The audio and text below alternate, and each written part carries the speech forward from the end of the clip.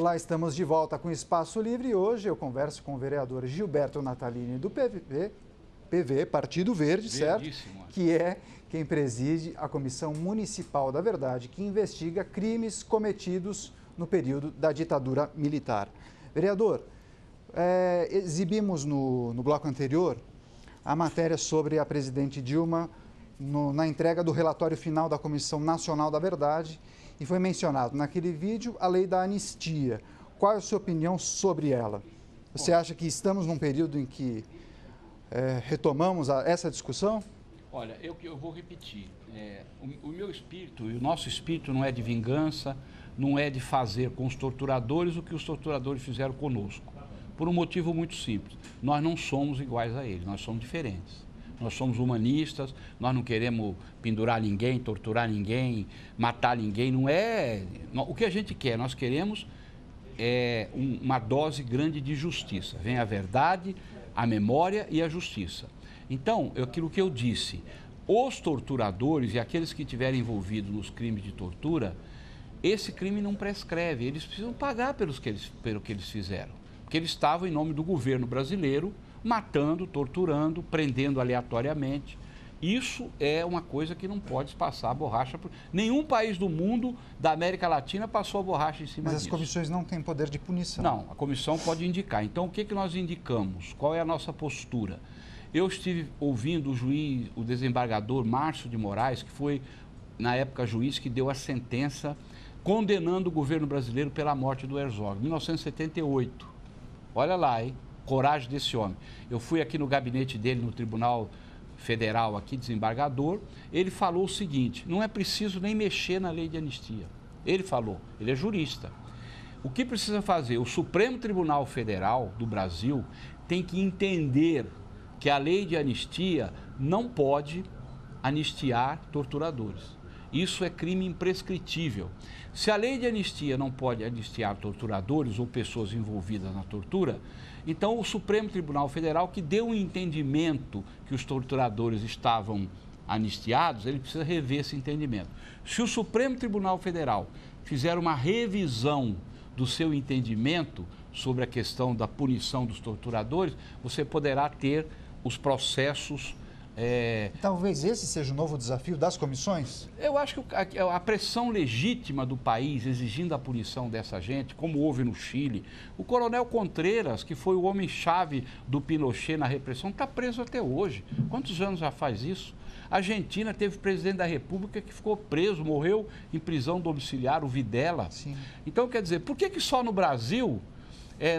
não é feito, ficou tudo elas por elas, porque a redemocratização do Brasil foi um aconchambro político entre as forças populares e as forças conservadoras. Tanto é que o presidente civil, morrendo Tancredo, o presidente civil que assumiu a nova república foi o Sarney, que foi um homem que serviu ao regime durante décadas. Ou seja, o Brasil, com esse negócio de jeitinho do Gerson, dá um jeitinho sempre para ficar ruim, entendeu? Então, eu acho que essa questão do entendimento do Supremo, já tem ministro do Supremo, o Marco Aurélio Mello falou esses dias que ele é contra qualquer tipo de revisão disso e tal, que isso é... Mas já tem um outro lá que já disse que não, que tem que rever. Então, nós queremos, por exemplo, eu quero, não por uma vingança mesquinha, mas por uma questão de justiça, eu quero que o coronel Ustra, ele seja...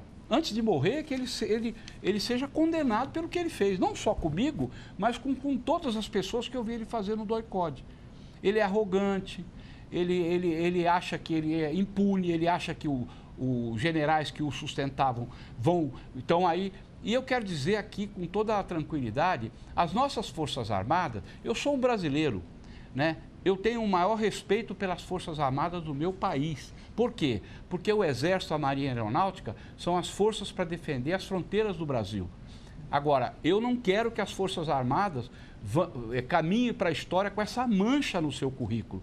Então, seria até inteligente por parte dos generais, dos brigadeiros, dos almirantes, fazer o quê? Vir a público pedir desculpa ao povo brasileiro e dizer, olha, nós não somos aquilo não somos nós somos outra coisa, nós somos o Brasil verdadeiro, o Brasil do povo brasileiro. Aquilo foi uma nódoa na nossa história e a gente quer tirar essa nódoa da nossa história. Seria bonito se eles fizessem isso e inteligente. Eles ficarem acobertando assassinato de brasileiro, tortura de brasileiro, eles nunca vão dormir em paz e ninguém vai deixar eles dormir em paz. Então, eu estou dizendo isso para você para dizer o seguinte, é preciso andar com os processos. Eu fiquei muito feliz, um desembargador aqui do Tribunal Federal, um outro desembargador, que acolheu a denúncia para continuar o processo do Ustra. O voto. Agora, em janeiro, eles vão sacramentar o voto, vai publicar, ou seja, aquele processo do Ustra, um órgão superior falou, pode continuar o processo. Tudo isso está dizendo para nós o quê? Que essa questão da anistia, ela foi mal parada. Sim. Anistia para torturador não existe. Não tem anistia para torturador. O cara matou sob tortura, ele tem que ser julgado na letra da lei e pagar pelo que ele fez. E se já há um entendimento com alguns membros do STF em relação a isso, eu gostaria de compartilhar com o senhor, vereador, uma entrevista que recentemente foi feita aqui no Jornal da Câmara, primeira edição, a Adriana Natali e ao Wagner Belmonte, com o presidente da Comissão de Direitos Humanos da OAB São Paulo, e ele fez um comentário sobre a Comissão da Verdade, sobre a importância, sobretudo, aos familiares. Veja só. A gente tem que dar satisfação para aquelas famílias que estão enlutadas, esperando uma notícia sobre seus entes queridos, maridos, filhos, namorados, enfim, esperando uma notícia, esperando o paradeiro para poder se lutar, fazer o ritual de passagem, ou seja, prantear o morto, ela não tem nem esse direito. Então é uma espera que somente aqueles que passaram por isso estão. É um ajuste de contas que tem que ser feito com o passado e vou mais longe ainda. Não só tem que reconhecer, como tem que apontar o responsável e responsabilizar criminalmente o responsável por essa arbitrariedade, pela execução extrajudicial, pela tortura, pelos crimes contra a humanidade. O problema, né, Adriana, é que muitos deles estão mortos. Isso. Muitos dos malhães da vida estão mortos. Mas o Estado brasileiro, mesmo assim, existem uma centena deles que estão vivos e identificados, segundo o relatório da Comissão Nacional da Verdade. Sim, eu queria saber o que o senhor acha de um mantra que diz respeito aos direitos humanos, que é aquela coisa do direitos humanos para humanos direitos. Qual é a percepção do senhor, do ponto de vista da antropologia e da sociologia, sobre essa frase? Olha, me desculpe, assim, a total franqueza, já que você foi muito direto comigo, eu acho essa frase uma tolice. E é uma tolice que se encerra dentro de uma tolice um pouco maior, que tenta resgatar o período da ditadura. Hoje a gente vê jovens que não viveram o período da ditadura clamando pela volta à ditadura. Ora, a ditadura foi culpada disso tudo. E esquecendo o seguinte, a infração a um direito humano seu diz respeito a mim. A infração de direitos humanos, por exemplo, de um afrodescendente que é discriminado socialmente, diz respeito a todos nós. Então não é só ele. E uma ditadura, tem uma coisa que a ditadura é bastante democrática, desrespeita completamente qualquer direito humano. Então, qualquer desrespeito, isso é uma grande tolice, proclamar isso, porque a pessoa que diz isso acha que está a parte do problema. Não, ela faz parte, um dia ela vai ter o direito violado. Porque quando existir um ser humano, o penúltimo terá seu direito humano violado. Vereador, compartilha da mesma opinião do doutor? Claro, eu compartilho exatamente o que ele disse. E nós vamos continuar trabalhando, mobilizando para que as coisas caminhem no Brasil, para que se coloque o pingo nos is. Agora eu gostaria que o senhor fizesse um balanço dos trabalhos da Comissão Municipal da Verdade, que é presidida pelo senhor. Como foi o ano de 2014? A primeira comissão foi presidida pelo vereador Ítalo, eu fui vice-presidente, foi em 2012. 2013, nós, por proposta minha, nós reeditamos a Comissão da Verdade, 2013 e 2014, são 2 anos contíguos. Nós fizemos um trabalho muito grande, muito profundo, muito abrangente. Nós investigamos outras facetas da morte do Herzog. Nós trouxemos o fotógrafo, que ele veio de Los Angeles, mora lá, ele fugiu para Los Angeles. Nós trouxemos de Los Angeles para ele mostrar o lugar da fotografia e nos dizer, a foto que eu fiz foi forjada, porque ele já estava morto quando foi pendurado. Quando eu vi, eu notei que ele já estava morto quando não foi morto enforcado. Então, o caso Herzog, o filho do Herzog também nos ajudou. Aliás, quero até agradecer o Instituto Vladimir Herzog, que o Herzog deu o nome à comissão, que nos ajudou muito. Nós fizemos um memorial do Herzog ali na praça, que se chama Vladimir Herzog, aqui atrás da Câmara. Quero agradecer a ele. e toda a equipe dele e os demais amigos que ajudaram. E depois nós fizemos essa investigação do Juscelino também, que foi muito profunda, muito profunda. Nós investigamos a coisa do financiamento civil à ditadura militar. Nós trouxemos aqui o Paulo Egídio Martins, nós trouxemos o Delfim Neto, que falou pouco, mas veio, né? Veio aqui, sentou na mesa. Nós fizemos essa coisa com o coronel Elimar, que foi bombástico a declaração dele. A gente ouviu torturadores como, por exemplo, o Cláudio Guerra, nós fomos lá no Espírito Santo ouvir. E nós fizemos também o ato bonito, que na minha opinião, um ato democrático muito bonito, que foi restituir o mandato dos 42 vereadores cassados de 1936 até 1969 por perseguição política. E nós restituímos o mandato, isso que eu quero dizer aqui para você e para quem está nos assistindo, porque sempre acusa, não, só cuida da esquerda, só... Nós restituímos o mandato de vereador cassado que era do Partido Integralista, que era o partido nazista do Brasil, que foi cassado por perseguição política, e nós restituímos o mandato dele, quer dizer, nós não tivemos nenhum crivo ideológico. Quem foi cassado por perseguição política, teve um que era funcionário da Auditoria Militar de São Paulo, era extrema-direita, e por ser mais direita do que o regime, em 69 ele foi cassado pelo regime, pois nós devolvemos a ele aquilo que o povo lhe deu, que foi o mandato. Então foi uma cerimônia muito bonita, eu quero agradecer inclusive a assessoria da comissão, agradecer ao Ivo, que é meu assessor, trabalho toda a minha assessoria na pessoa do Ivo, agradecer a Câmara, a TV Câmara, todos os funcionários da Câmara, a mesa da Câmara na pessoa do Zé Américo, que nos deram todas as condições, a Procuradoria da Câmara, o Bacarim, a equipe dele toda, porque isso foi todo um processo coletivo, eu fui apenas mais um na engrenagem. E para terminando aqui a minha fala, nós pedimos ao governador para transformar o DOI-CODE num memorial em homenagem aos mortos e desaparecidos, lá dentro do DOI-CODE, tem um memorial da prefeitura no Ibirapuera, mas ninguém nunca foi torturado no Ibirapuera. O local da tortura era dentro do DOI-CODE, é lá que nós queremos a lista dos nomes, lá que nós queremos um museu de lembrança, enfim, o governador está analisando, o local já foi tombado a pedido da comissão estadual e nós estamos pedindo para fazer lá o que fizeram no DOPS. Por último, nós também nos debruçamos sobre o problema das ossadas de Perus. Né? A vala clandestina de Perus, que foi amplamente divulgada. A vala clandestina divulgado. de Perus, porque isso já foi muito estudado aqui, inclusive por CPI da Câmara, e a comissão, a Prefeitura de São Paulo estava com a guarda desses ossos, fez um convênio com a Unifesp, aliás, eu sou membro também da Comissão da Verdade da Unifesp, está fazendo um grande trabalho a Comissão da Verdade, restituindo lá, fazendo justiça, o professor Marcos Lindenberg e outros foram injustiçados, sou membro lá. Então, eles estão com as ossadas, eles estão estudando para a identificação genética das ossadas. Inclusive, essa semana, eles emitiram um relatório com a análise das 112 ossadas. Sim. E o nosso repórter Marcos Campos fez uma reportagem. Veja só. 112 das 1.049 caixas com ossos de pessoas encontradas na vala clandestina do cemitério de Perus já tiveram uma pré-análise feita por um grupo de cientistas, formado por antropólogos, arqueólogos, historiadores, médicos e dentistas legistas. Nessa primeira fase dos estudos, os especialistas forenses descobriram que a maior parte das lesões identificadas nos restos mortais foram ocasionadas por ações contundentes, ou seja, por pancadas no crânio e na região da face.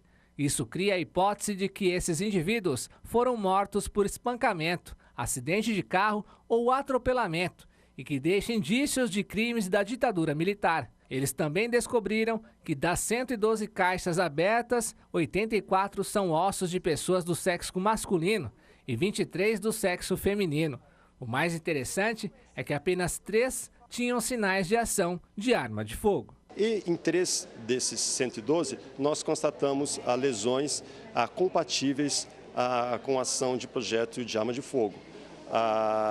São restos mortais provenientes da vala clandestina do cemitério Perus, ou seja, essas pessoas elas morreram e foram inumadas no período, enfim, de criação do cemitério, que é da década de 70.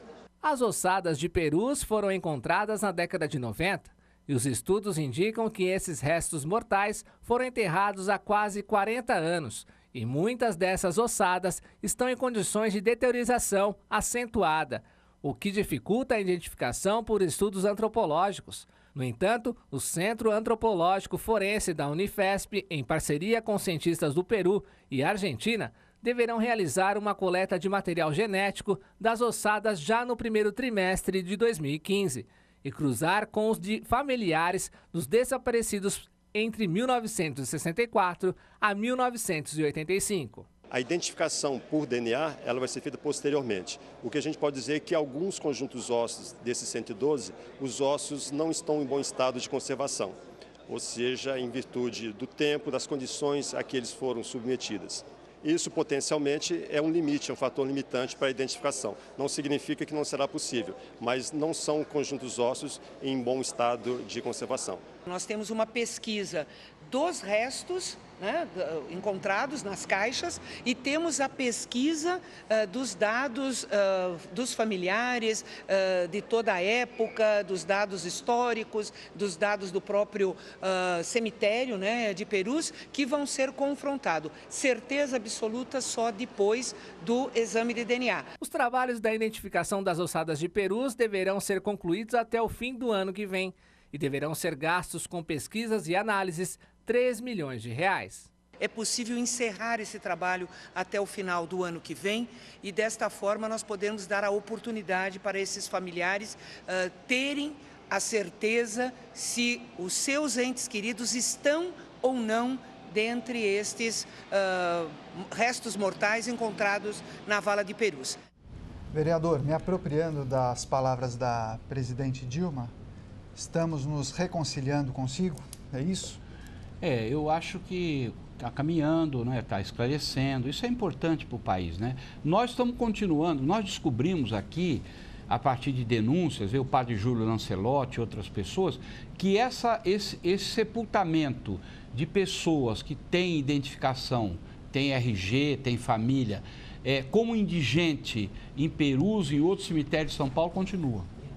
Nós fomos lá, visitamos, entramos lá no ossário com 18 mil, 15 mil ossadas de pessoas que não têm identificação e nós descobrimos que por falta de fluxo, problemas no SVO, problemas no IML, problemas na polícia, problemas no da própria funerária, falta de entrosamento entre os órgãos das pessoas em São Paulo, às vezes pessoas que estão moradores de rua, ou mesmo que caem na rua e morrem, são às vezes levados e os documentos são extraviados e a pessoa é enterrada como indigente. Então, a Comissão da Verdade, a partir do seu relator, vereador Mário Covas Neto, aliás, quero agradecer a Juliana Cardoso, o Mário Covas Neto, o Ricardo Yang, o Calvo, o vereador Toninho Vespoli, que são membros da comissão, nós somos em 7, eu quero agradecer a todos pela ajuda que eles deram, Laércio Benco, também membro da comissão, pela ajuda que eles deram nesse trabalho. E dizer que nós vamos apresentar um projeto de lei para mudar, para organizar, para dar um fluxo mais certo, mais correto, para o sepultamento de pessoas, para que não se enterre, não se sepulte gente com nome, endereço, gente que tem família como indigente. E por último, nós vamos fazer um projeto de lei para mudar a denominação de ruas que tem o nome de pessoas que foram torturadores ou que tenham relação direta com tortura, com serviços, etc. Também vai ser. E em maio nós entregaremos o relatório. Perfeito. Numa grande festa. E vamos entregar a medalha Anchieta, o título de cidadão paulistano, para o desembargador Márcio Moraes, no mesmo dia que foi aquele primeiro juiz que condenou a União na morte do Vladimir Herzog. Então, é o nosso trabalho. 2015, ano quente para a Comissão se Deus quiser. Municipal da Verdade. Vamos lá. Gilberto Natalini, vereador do PV e presidente da Comissão Municipal da Verdade. Agradeço mais uma vez a sua participação. O Espaço Livre de hoje está terminando, mas nós vamos continuar a falar, claro, sobre as comissões da verdade e sempre sobre justiça, aqui nos nossos programas e telejornais. Obrigado por sua companhia. TV Câmara São Paulo, a política da cidade passa por aqui.